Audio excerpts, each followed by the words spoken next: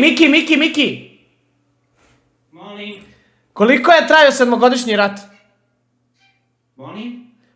Evo, može jedno pitanje IQ za tebe. Daj mi tačno odgovor i odmah ga pogađamo. Koliko je trajao sedmogodišnji rat? Pa sad navedi tačne odgovore, koji su ja da izaberem. Znači, koliko je trajao sedmogodišnji rat? Može. Tačni odgovor su? Koji? Ima 5 tačnih odgovora, može.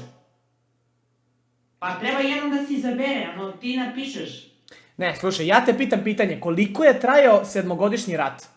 Dobro? Pa pitam te koliko?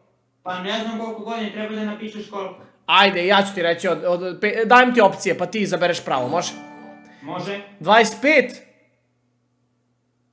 43, Dobro. 7 i 2. 7. Nije. 2. 2 godine traje. 2. Kako? Ma gde je 2, Miki? 7 je jebote.